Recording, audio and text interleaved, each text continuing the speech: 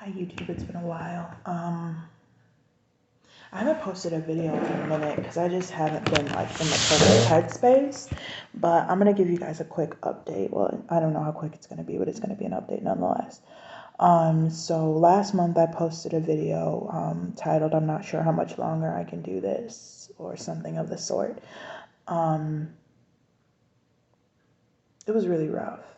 Like, even going back and seeing that video, and thank you to all the love and the comments that I've gotten from it. I know there hasn't been a bunch of views on it, but I still want to put that out there. I'm so grateful for all the love and the prayers that I've gotten, because for me, y'all know, like, I don't have very much of a support system, and I'm not always super loved. The last month has been crazy. After that video was taken, I was actually admitted to a hospital in my city, and I was put into the psych ward for suicidal intention and depression. It was really hard.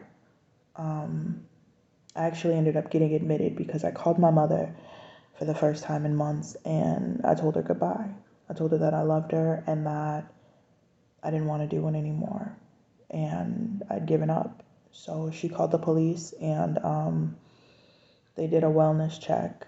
In the process, a friend of mine that I've been friends with for about 10 years was at my house. We weren't always really close, but we've grown really close over the last couple months.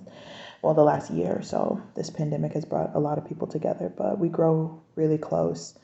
And she was there with me, and my now ex-husband was also at the house, and I'll get to why he is now an ex in a minute. But she was there, and I just gave her some stuff, and I told her to give it to him, and I said, hey, I'm leaving.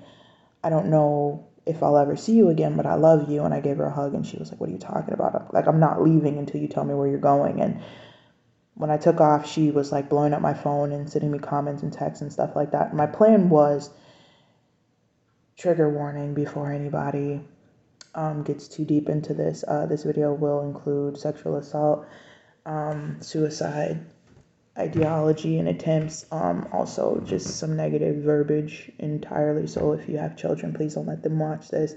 And if you're in a place in your life where you can't deal with negativity, please don't watch this as well, because although I'm doing a lot better right now, it's still a struggle.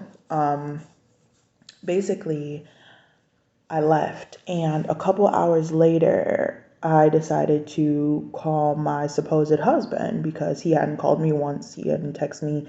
He knew what was going on. We'd gotten to a fight the night before, and apparently that was just too much for him. So he hadn't called me. So I was like, I'm going to call him and I'm going to say goodbye to him. And then he was like, hey, mind you, it was like 4 hours later that I'd left the house, and my best friend was there, and I expected her to leave, but he was like, hey, do you want to talk to your friend? And I was like, why is she still there? Like, it's been hours. What is she still doing there? So I'm like, okay, something's fishy. I don't like this. So instead of going out with my plan, I drove back home. And when I got back home, it wasn't 10 minutes of me being there before my ex came into the room and decided to sit me down with my best friend and ask her to mediate a meeting between the two of us, because apparently he felt like he couldn't talk to me. In this meeting, he decided to tell me, while I was in the middle of the biggest emotional and mental breakdown that I've ever had, I'm sobbing, I can't stop crying, I'm not even talking, I'm so like upset. He decided to tell me that it was no longer a good idea for us to be with each other, and that he was being weighed down by me, and that all this crazy stuff, apparently, bigger picture is that my mental health was way too much for him. Which was insane, because when we first got together, I told him very clearly, like, I don't talk about my mental health, blah, blah, blah. We don't have to talk about it. We don't have to do anything about it. I was just dealing with it. And I hadn't been saying anything about how I was feeling because I knew he was getting burnt out. So I was talking to my therapist, and I was talking to my psychologist and my psychiatrist and everything else. And I was trying to deal with it that way rather than bring him into it. So I had been like legitimately trying to avoid bringing him into a negative situation, but apparently that day it was just too much for him, and he decided that he didn't want to be with me anymore. And my heart just kind of broke. And I was like, what are you talking about? Like, are you serious right now? Is this what you want to do? And you want to have my best friend here while you do this to me? Like, okay. God, this brings up so many negative memories. So apparently after I called my mother, she called the sheriff's office like 5 or 6 times and told them to come to my house because they needed to do a wellness check on me because she didn't know if I was alive or not. Which is smart because if she hadn't done that, I wouldn't be here. Just completely honestly, like my plan was to commit suicide. There was no ifs, ands, or buts about it. I was not going to live to see the next day, and I did not care who that affected. So my mom called the police, and the police took me and they put me in the back of the ambulance, and I'm panicking because I'd never been admitted before. I didn't know what this was going to look like, and I just felt like I had failed, like how can I be in this position? Mind you, my ex is still in the house, kikiing and laughing with the cops and the police and the paramedics and everything. And I'm just like, okay, what the fuck is going on? Like my best friend was there, comforting me. And without her saying like, you need to go, I would not have gone. Basically, I was in the hospital for 4 days. They put me on a new medication. They gave me sleep medication because I hadn't slept I'd slept like 6 hours in a week. So I was exhausted and I just had no energy to deal with anything. I was just panicking. 3 days into my hospital visit, my best friend came to visit me while I was in the hospital. And she gave me some disturbing news. And she said, hey, while you were gone doing whatever you were doing, I'm not even sure, but I wasn't going to leave until I knew you were safe. I wasn't going to leave until I knew you were okay, which is something she would naturally do. She's just that kind of person. But apparently, while she was at my house waiting for my wellness check, my then husband propositioned her for sex. And I guess they had been talking about our relationship and he was trying to get some insight from her. And she didn't really want to talk to him, but she talked to him because he was there and trying to figure things out and figure out how I got to the place that I was. And he, like, I guess he hugged her at some point because she was getting ready to leave. And was like, hey, so our relationship, me and Tanaya's relationship is over, so like we should hook up. And my best friend's looking at him like dead in the face, like, are you serious right now? Like, we don't even know if she's alive. And this is before I even came back to the house. This is before I called anybody. And she's like, are you kidding me? Like, what are you talking about? And he's like, well, like maybe think about it and like in a year or so we can talk about it and then see what happens. So the third day I'm in the hospital, my best friend, and she comes and tells me all of this information, and I'm just like baffled. Now, my then husband was supposed to be coming up to the hospital to come and visit me, so I decided to be a little facetious, and I'm not usually a facetious person. I'm really straight up, but I decided that I needed to know the truth, and I feel like the only way he would have told me the truth is if she was there as well. So I decided to hide her in my room, and when he got there, I brought him to the room, and I was like, she's here. I want to know if what she said is true. And I looked him dead in the face and I said, hey, did you proposition my best friend for sex while I was on the journey to suicide? And he just looked at me in the face and was like, yeah, I did. And I was like, I was so baffled. I was so shocked. I was like, please tell me you're joking. Like, you're serious? And he was like, yeah, but you want drama right now, so I'm going to leave. So he got up and he walked out of the room and I was like, what the fuck is going on right now? So I ended up calling him and I was like, okay, I just want you to know, like, our relationship is over. I'll give you some time to figure out where you're going to go because he doesn't have any like close family or friends or anything like that. So I was like, I'll give you some time to figure out where you're going to go. But, we're not having sex or anything like that. And I was just like, this is strictly like me trying to be nice to you. So fast forward about 2 weeks after me getting out of the hospital and things were going pretty smoothly. Like he was polite. I had told him like, I think you should leave. Like in order for me to heal properly, you can't be here while I'm doing this because it just brings me back to like us being together and that's not helping me. So excuse me. Oh gosh. I gotta stretch it out because this is just making my body heavy. Fast forward about 2 weeks.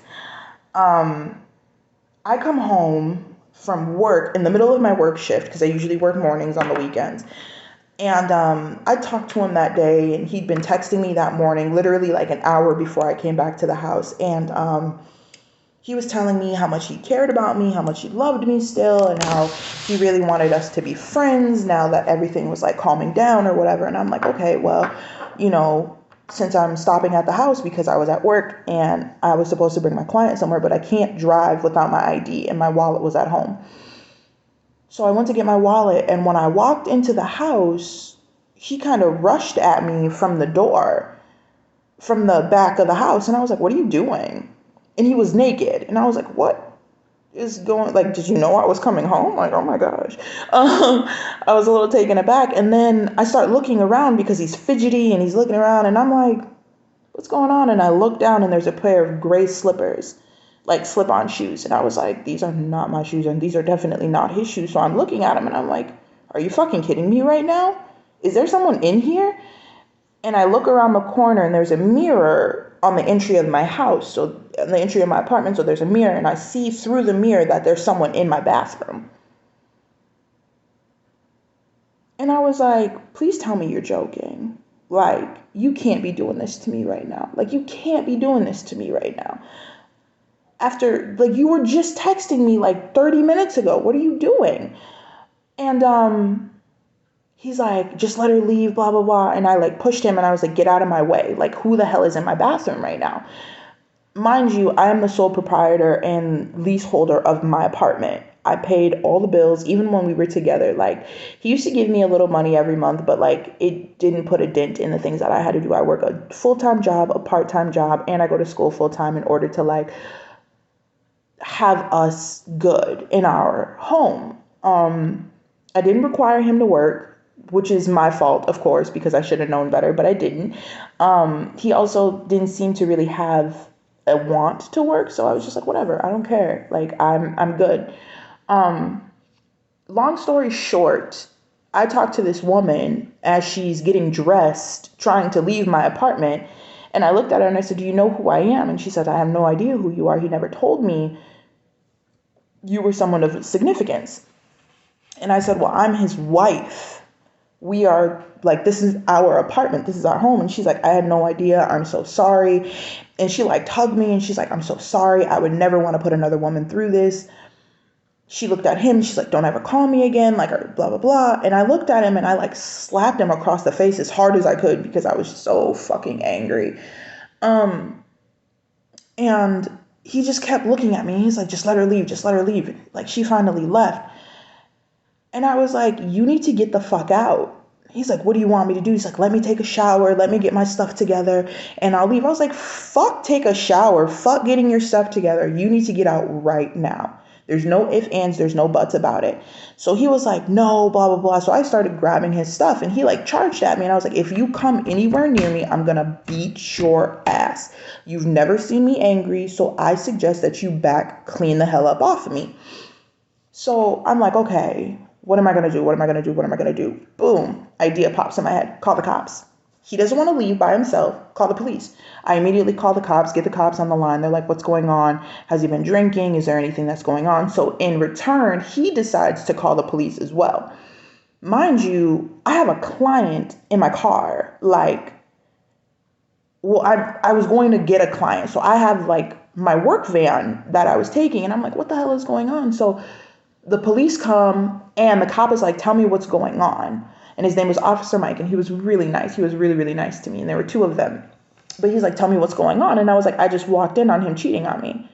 He was butt naked. She was butt naked. There was liquids all over his face that were not mine. So like, I know what was going on. And the cop looks at him and he looks at me and he looks at him and he goes, seriously? And I was just like, no, like, I'm dead serious. And like, he needs to get the fuck out. Like, this is my apartment. This is my lease. I know my rights. He has to go. And he's like, I'll leave, but she needs to be patient. And he's like, no, she doesn't need to be patient. You need to go. Like, get your stuff and go. So the cops do their thing or whatever. And in the process, I call my best friend and I'm like, girl, you are never going to believe what the fuck happened. So basically, after all of this happened, I go back to the house. I make sure that all of his stuff is gone. Whatever he left there, I threw away. And I'm distraught. I'm like, what am I supposed to do? Like, I've been with this man, married to this man, like building with this man for over a year. Like, what am I supposed to do now? Like, what the fuck is going on? So after I got my bearings, my family actually ended up coming to my house. Like, y'all know I don't really rock with my family like that, but I didn't have nobody else to call. So I called my sister called my mom, and they came, and my mom brought me this huge bottle of wine and gave me a hug, and my sister helped me sage and pray over my entire house. And it was a beautiful experience. Now, mind you, we haven't had an experience like that since all of this happened. Like 2 weeks ago, we haven't really spoken too much, but they were there for me, and I appreciate that in that moment.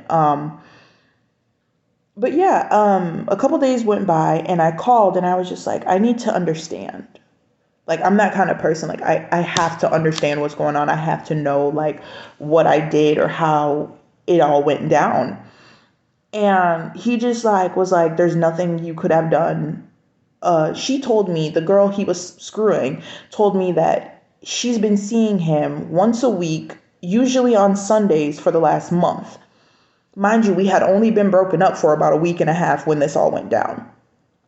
Come to find out, he told me he had been seeing this girl more than that a week for 3 months. So since I started school, he'd been cheating on me. So I'm like, are you kidding me right now? Like, what the fuck did I do? What could I have possibly done to, like, deserve something like this? And he was like, no, it wasn't you. I'm a piece of shit person. I'm a horrible human being. Like, you didn't deserve this, blah, blah, blah. I was just waiting for you to figure it out or catch me so you could kick me out so I could figure out what I was going to do. And I was like, why wouldn't you just leave? Like, if you don't love me, if you don't want to be with me, if you're not attracted to me, because he wasn't sleeping with me, which is, it makes sense why he was walking around fucking happy all day. If he wasn't screwing me, he was screwing somebody. But yeah, I was like, why wouldn't you just go? Why do you feel the need to do this? Like, what's the point? What's your purpose? Like, what do you gain from that? But I realize now, after going through everything, like, I took care of him. Whatever he wanted, whether it was stuff for his bike, I taught him how to drive. I gave him a car to drive because I own 2 vehicles. I gave him a car to drive. You know, he could come and go as he pleased. He didn't have to worry about working. He didn't have to worry about bills. Like, I basically took in a homeless person and expected them to be on their best behavior when in all actuality, like, that's not within him. That wasn't a part of his caliber. And I should have known better, but I just, like, in my mind, it was love. And love would have conquered all, and love would have been the best thing for me, and I couldn't have asked for anything other than love, but that wasn't the case. So, like, now it's been almost 3 weeks since everything happened, and some days are harder than others, for sure. My nose ring is going crazy right now. For me, the hardest thing sometimes is sleeping. One, because I don't know if he's gonna come back and, like, retaliate or do some weird shit. But two, like, I just, like, I'm used to sleeping with somebody else, so it's weird for me to sleep by myself sometimes. But I've learned so many things from this situation. One, that I cannot allow people to just be whatever they want to me. You have to teach people how to treat you, and what you allow allows them to treat you however they decide. Two, don't date a dude without a job or his own house or his own money or his own car or anything. Like, just don't. Like, not for me, at least. Like, somebody else could, and it could work, but, like, not for me ever again. And three, like, know your worth. Like, I know that I deserve and I'm worth so much more than this situation. Like, I did not have to go through this, but I put myself in this situation. So this is what happened. Like, I gave him all the cards, all the perfect jokers, all the kings, all the aces, everything. Like, I gave him a full set, and I didn't expect him to use it in the way he did, but he did. And he manipulated me, and he played me, and yeah, I don't know. I don't know what I thought was going to happen. I don't know what my anticipation was, but like, it wasn't this. So basically I've been saying that I'm going to give you guys like a know-all of what's been going on for the last couple weeks or month with me. And that's what's been going on. My life has been kind of crazy. Since all of this happened, though, I've stopped taking my antidepressants because I don't need to take my antidepressant because I'm not depressed right now. I'm not sad. I feel free and I feel love and I feel so strong because I did all this by myself. I figured it out by myself. I learned how to deal with it by myself. I grew from it by myself. There's nobody else that I can give credit to but me. Like I found so much strength within this situation. Never my anticipation at all, but it just is what it is at this point, you know? I'm so grateful to the people who had my back during all of this. My best friend, my sister, my mom, another one of my friends who lives in California, everyone that reached out to me to make sure that I was okay, everyone who held my hand, and, you know, people at my job and people at my school who were supporting me. Like, thank you to all of you for like helping me, and even everyone that's commented or even watched my videos within the last couple months, you know. I'm grateful to all of you for your prayers and for your love and for your positive energy, because without that, like, I wouldn't have made it through this situation. My strength is a lot more than I give myself, but this was a lot. This was a lot. And right now I'm just focusing on myself. I'm not dating. I'm not on dating apps or anything like that. I'm not trying to date. I'm just having a good time. You know, I'm hanging out with friends and doing things that I want to do, coloring my hair, as you guys can probably see. It's purple now. It's not black anymore. I'm doing my nails and taking care of myself. It's really just the things that I want to do at this point, because I need to focus on rebuilding myself. Like he really tried to break me. I think that was his like sole intention, was to break me down. But I'm the glue, man. I'm the glue that holds everything together. No one can break me. No one can destroy me. Fucking invincible. I'm like stronger than Thanos with the Infinity Stones, bro. Anyways, that's it. Today is October 29th. Yes, October 29th, 2021. It is about 2:20 in the afternoon. I love you guys. Thank you so much for all of your support and love, and thank you to anybody who made it to the end of this video. Thank you to anybody who watched my growth within the last couple months. I appreciate you, and I'll do a better job of posting more content and being here and more present. Thank you so much. And until next time, I love you, but I love me so much more. Bye.